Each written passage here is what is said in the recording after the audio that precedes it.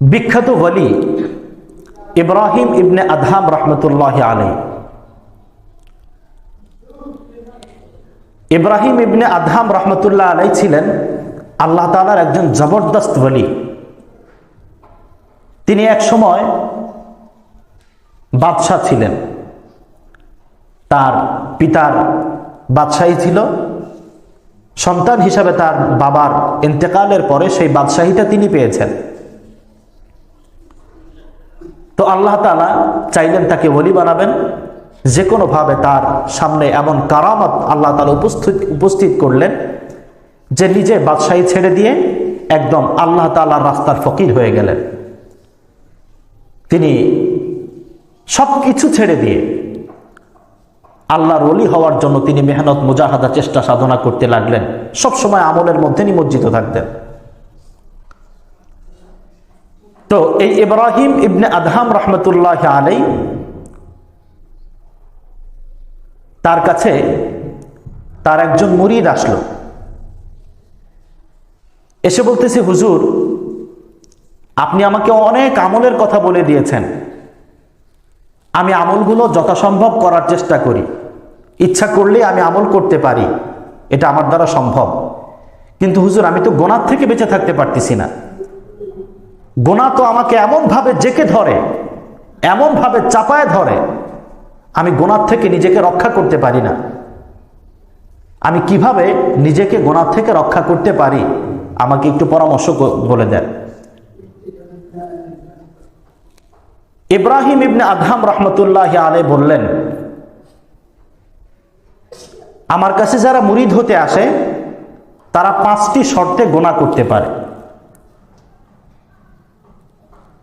সুবহানাল্লাহ বলবেন না নাউজুবিল্লাহ বলবেন? তো ইব্রাহিম ইবনে আদহাম রহমতুল্লাহ আলাই বললেন, আমার কাছে যারা আসে তারা 5টি শর্ত মানতে পারলে তারা গুনাহ করতে পারে, আমি তাদেরকে সেই সবক দিয়ে দেই। মুরিদ চিন্তা করতেছে, এত ওলি আল্লাহর দরবারে গেলাম, এত পীর বুজুর্গদের দরবারে গেলাম, কেউ তো কোনোদিন গুনাহের কথা বললো না, গুনাহ করার কথা বললো না। ইব্রাহিম ইবনে আদহাম রহমতুল্লাহ আলাই গুনাহ করার কথা বলতেছেন, শর্ত যাই হোক না কেন, শর্ত মানলে গুনাহ করা যাবে, এরকম শর্ত 5টা না, আপনি আমারে 50টা দেন, তাও পালন করব, গুনাহ করার সুযোগ দিলেই হবে। ইব্রাহিম ইবনে আদহাম রহমতুল্লাহ আলাই মুচকি হেসে দিলেন, বললেন, তুমি 5টা শর্তে গুনাহ করতে পারবা, তার মধ্যে প্রথম শর্ত হচ্ছে গুনাহ করবা, যদি গুনাহ করতে মনেই চায় তাহলে আল্লাহ তাআলার দেওয়া রিজিক তুমি ভক্ষণ করতে পারবা না। ইব্রাহিম ইবনে আদহাম রহমতুল্লাহ আলাই দ্বিতীয় শর্ত দিলেন, গুনাহ করার সুযোগ আছে তোমার জন্য, তবে দ্বিতীয় শর্ত হচ্ছে গুনাহ করার সময় তুমি আল্লাহ তাআলার রাজত্ব থেকে, আল্লাহ তাআলার এই জমিন থেকে তুমি অন্য কোথাও বের হয়ে গিয়ে গুনাহ করবা। ইব্রাহিম ইবনে আদহাম রহমতুল্লাহ আলাই তার মুরিদের জন্য 3 নম্বর শর্ত বাতলে দিলেন, যখন তোমার গুনাহ করতে মনে চাবে তখন তুমি আল্লাহ তাআলার দৃষ্টি সীমার বাইরে গিয়ে গুনাহ করবে, আল্লাহ তাআলার দৃষ্টির ভিতরে থেকে তুমি গুনাহ করতে পারবা না। ইব্রাহিম ইবনে আদহাম রহমতুল্লাহ আলাই 4র্থ নম্বর শর্ত দিলেন তাকে, যে তুমি গুনাহ করার পর তোমাকে তো তওবা করে তারপরে কবরে যেতে হবে, তো মালাকুল মউত যখন চলে আসবে তখন তুমি মালাকুল মউতের কাছে তওবা করার সময়টুকুন তুমি চেয়ে নিবে। এই নিশ্চয়তা যদি তুমি আমাকে দিতে পারো যে মালাকুল মউত আজরাইল তোমাকে এই সময়টুকু দিবে, তাহলে তুমি গুনাহ করতে পারবে। 5 নম্বরের শর্ত হলো তুমি গুনাহ করতে পারবে, তবে 5ম শর্ত হচ্ছে গুনাহ করলে তো জাহান্নামের শাস্তি হবে, আর জাহান্নামের শাস্তির জন্য আল্লাহ তাআলা তো ফেরেশতা নির্ধারণ করে দিয়েছেন, তারা তোমাকে শাস্তি দিবে।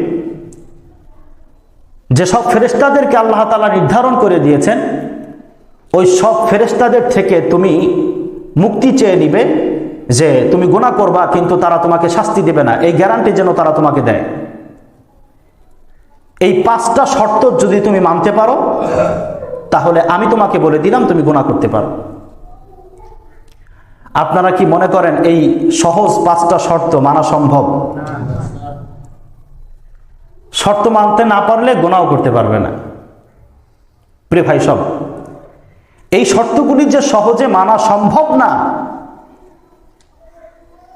এইটা শুধুমাত্র আমার কথা নয়, কোরআন এবং হাদিসের মধ্যে এর যথেষ্ট রেফারেন্স উদ্ধৃত আছে। আল্লাহ তাআলা যথেষ্ট নিশ্চয়তা গ্যারান্টি দিয়ে দিয়েছেন যে এই শর্তগুলা কখনো মানা সম্ভব না। আমার মুসলমান বন্ধুগণ, ইব্রাহিম ইবনে আদহাম রাহমাতুল্লাহি আলাইহি তার মুরিদের জন্য প্রথম শর্ত দিয়েছিলেন, যদি তুমি গুনাহ করতে চাও তাহলে আল্লাহর দেওয়া রিজিক ভক্ষণ করতে পারবা না। আল্লাহর দেওয়া রিজিক খাইবা আবার আল্লাহ তাআলার সাথে নাফরমানি করবে, এটা তো হতে পারে না। যার নুন খায় তার তো কিছুটা হলেও গুণ গাওয়া দরকার।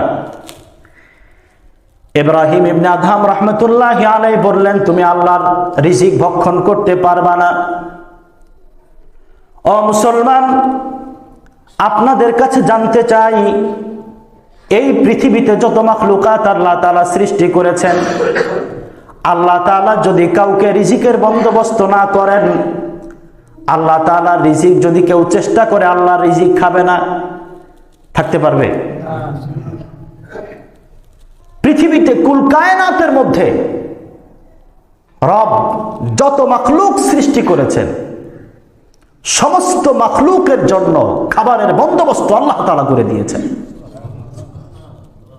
আল্লাহ তাআলা বলছেন, ওয়ামা মিন দাব্বাতিন ফিল আরদি ইল্লা আলাল্লাহি রিজকুহা।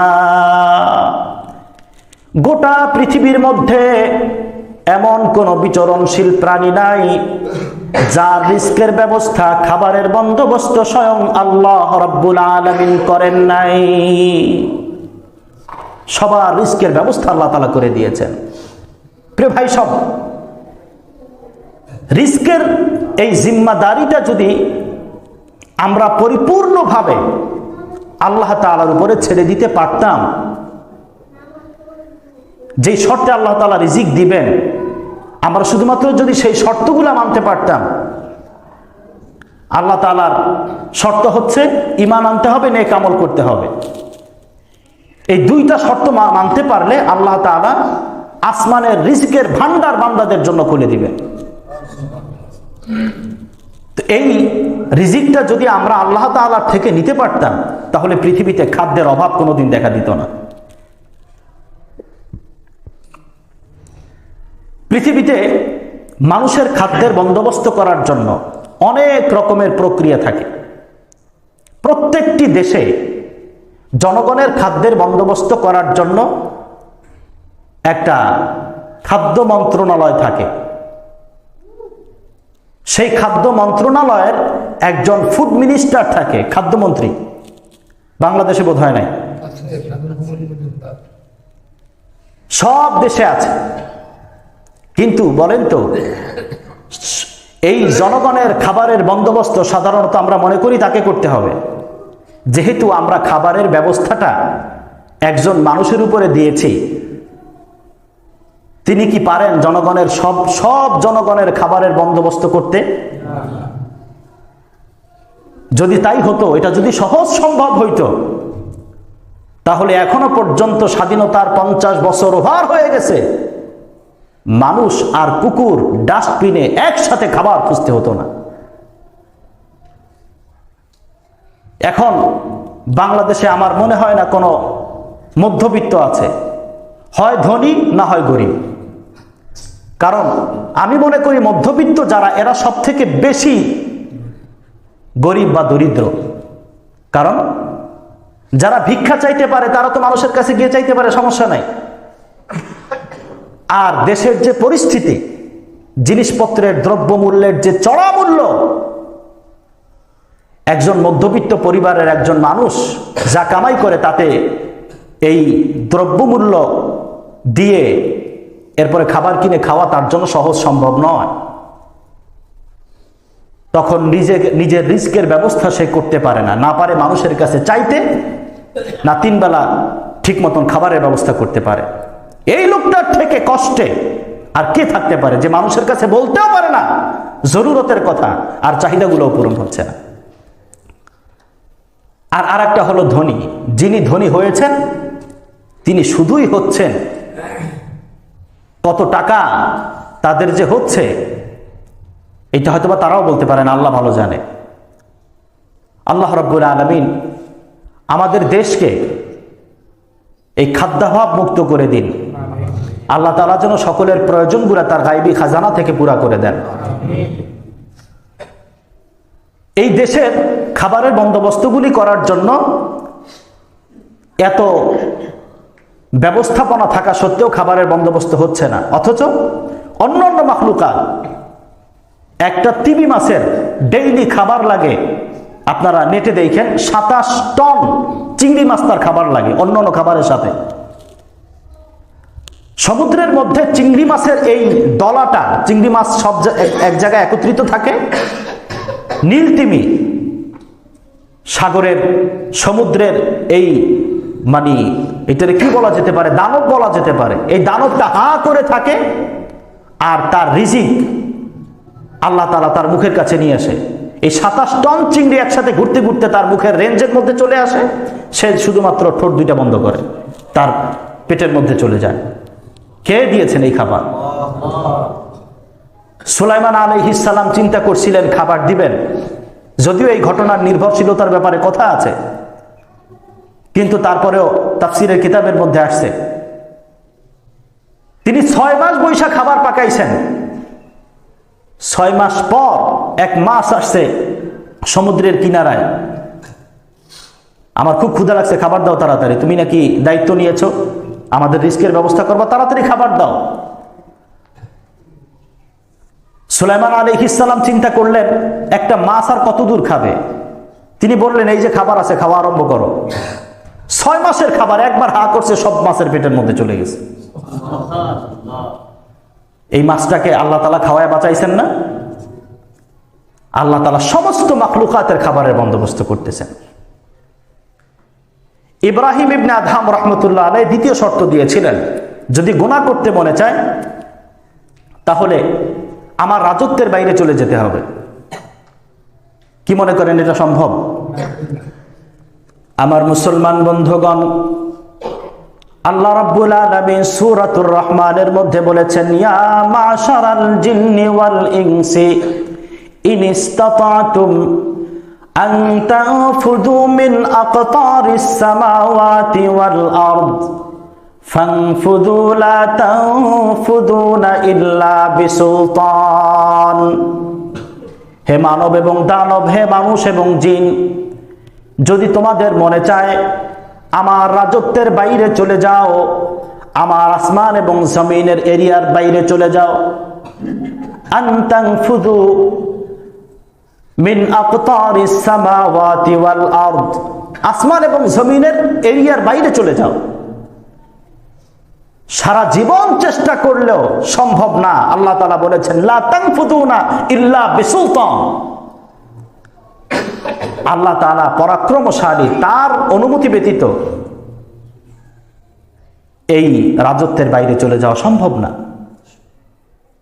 কাজেই যেহেতু এই শর্ত মানা সম্ভব না, কাজেই গুনাহ করা যাবে না। তৃতীয় শর্ত, আল্লাহ তাআলা বলেছেন, ইব্রাহিম ইবনে আদহাম রাহমাতুল্লাহ আলাইহি বলেছেন, আল্লাহর দৃষ্টিসীমার বাইরে গিয়ে গুনাহ করবা। আল্লাহ তাআলা দেখেন না? বলেন তো পৃথিবীতে এমন কোন জায়গাটা আছে? আমার মুসলমান ভাইয়েরা, আল্লাহ রাব্বুল আলামিন কুরআনুল কারীমের মধ্যে বলেছেন, লা তুদরিকুহুল আবসার ওয়া হুয়া ইউদরিকুল আবসার ওয়া হুয়াল লাতীফুল খাবীর। লা তুদরিকুহুল আবসার, আল্লাহ রাব্বুল আলামিনের সমস্ত জাত এবং সিফাতকে পৃথিবীর এমন কোন দৃষ্টি শক্তি নাই যেই দৃষ্টি শক্তি বেষ্টন করে নিতে পারে। ওয়া হুয়া ইউদরিকুল আবসার, কিন্তু আল্লাহ তাআলা কুল কায়নাতকে একসঙ্গে তিনি তার দৃষ্টির সীমার মধ্যে নিয়ে আসতে পারেন। আল্লাহ সব একসঙ্গে এক অবস্থায় আল্লাহ তাআলা সবকিছু দেখেন। আল্লাহ তাআলা কোরআনুল কারীমের বাকে বাকে আল্লাহ তাআলা বলেছেন, ইন্নাল্লাহা সামিউন বাসীর। আল্লাহ তাআলা সর্বশ্রোতা এবং সর্বদ্রষ্টা। ও মুসলমান, আল্লাহ তাআলা সর্বশ্রোতা এবং সর্বদ্রষ্টা এর ব্যাখ্যাটা কি? মুফাসসিরিনে কেরাম তাফসীরের কিতাবের মধ্যে লিখেছেন, আল্লাহ রাব্বুল আলামিন এমন সর্বশ্রোতা এবং সর্বদ্রষ্টা, প্রশান্ত মহাসাগরের নিচে আটলান্টিক মহাসমুদ্রের তলদেশে একটা কালো নুড়ি পাথরের উপরে একটা কালো পিপিলিকা যদি হাঁটাহাঁটি করে, তার হাঁটার পায়ের শব্দ আল্লাহ রাব্বুল আলামিন শুনতে পান। তার অঙ্গভঙ্গি এটা আল্লাহ তাআলা দেখতে পান, তার পায়ের হাঁটার আওয়াজ আল্লাহ তাআলা শুনতে পান। সুবহানাল্লাহ। তাহলে এমন কোনো জায়গা নাই যেই জায়গায় গিয়ে গুনাহ করলে আল্লাহ তাআলা দেখবেন না, এমন কোনো জায়গা নেই। কাজে গুনাহ করাটাও সম্ভব না। চতুর্থ নম্বরে ইব্রাহিম ইবনে আদহাম রাহমাতুল্লাহ আলাইহি বলেছেন, গুনাহ যদি করতে হয় মালাকুল মউতের থেকে তওবা করার পারমিশন নিয়ে নিবা। মালাকুল মউত পারমিশন দিবে? আল্লাহ তাআলা বলছেন, ইযা জাআ আজালুহুম লা ইস্তাখিরুনা সাআতাও ওয়া লা ইস্তাকদিমুন। বান্দার যখন মউতের সময় চলে আসবে, লা ইস্তাখিরুনা সাআতান ওয়া লা ইস্তাকদিমুন, এক সেকেন্ড আগেও তার মউত হবে না, এক সেকেন্ড পরেও হবে না। মউত থেকে বাঁচার জন্য যেথায় গিয়ে পালানো হোক না কেন, আল্লাহ রাব্বুল আলামিন বলেছেন, আইনামা তাকুনু ইউদরিকুমুল মাউতু ওয়ালাউ কুনতুম ফি বুরুজিম মুশাইয়াদা। ও বান্দারা, তোমরা মউত থেকে পালানোর জন্য, মউত থেকে বাঁচার জন্য যেথায় গিয়ে পালাও না কেন, এমনকি দুর্ভেদ্য কোন কেল্লার মধ্যে, কোন দুর্গের মধ্যেও যদি তোমরা আশ্রয় নাও, সেখানেও মালাকুল মউত তোমার জান কবজের জন্য পৌঁছে যাবে। বাঁচার কোনো উপায় নাই। যেহেতু মালাকুল মউতের থেকে সময় চেয়ে নেওয়া যাবে না, কাজে গুনাহ করাও যাবে না, গুনাহ করার সুযোগ নেই। 5 নম্বরে ইব্রাহিম ইবনে আদহাম রাহমাতুল্লাহ আলাইহি শর্ত জুড়ে দিয়েছেন, জাহান্নামের ফেরেশতা যারা নির্ধারিত আছে আযাব দেওয়ার জন্য, তাদের থেকে তুমি শাস্তি মওকুফ করে নিবা। আচ্ছা বলেন তো, যাদেরকে এই অর্ডার করে দেওয়া হয়েছে, হুকুম করে দেওয়া হয়েছে জাহান্নামের মধ্যে তুমি এই শাস্তি দিবা, তুমি এই শাস্তি দিবা, তাদেরকে হুকুম করেছেন কে? তার কাছে গিয়ে যদি বলি যে তোমারে আমি 50 লাখ টাকা ঘুষ দিব, অথবা আমার দুনিয়াতে এত পাওয়ার ছিল, আমার পাওয়ারের বলে তোমার পদোন্নতি দিব, সম্ভব? ঘুষও চলবে না, আর পদোন্নতি তো দূরের কথা, নিজেরই তো কোনো ক্ষমতা থাকবে না। কিয়ামতের ময়দানে আল্লাহ রাব্বুল আলামিন নিজেকে সর্বময় ক্ষমতার মালিক দাবি করে বলবেন, আইনাল জাব্বারুন, সেই অহংকারীরা কোথায় যারা দুনিয়াতে সামান্য ক্ষমতা পেয়ে ক্ষমতার দাপটে সবকিছু তছনছ করে দিতে চাইতো, সেই সব ক্ষমতাশালী লোকগুলা কই? কেউ তখন সাড়া দেবে না। যেহেতু এই 5টা শর্ত মানা সম্ভব নয়, কাজেই আমাদের জন্য গুনাহ করারও কোনো সুযোগ নাই। এই শর্তগুলোর কথা শুনে ইব্রাহিম ইবনে আদহাম রাহমাতুল্লাহ আলাইহি সেই মুরিদ চোখ থেকে পানি ঝরঝর করে পড়তেছে আর বলতেছে, হুজুর, কোনদিন কল্পনাও করতে পারি নাই যে গুনাহ করতেছি, অথচ এত নির্ভয়ে, এত উশৃঙ্খল হয়ে আমাদের দ্বারা গুনাহ হয়ে যাচ্ছে। তওবা করছি, জিন্দেগিতে আর কোনোদিন গুনাহ করব না।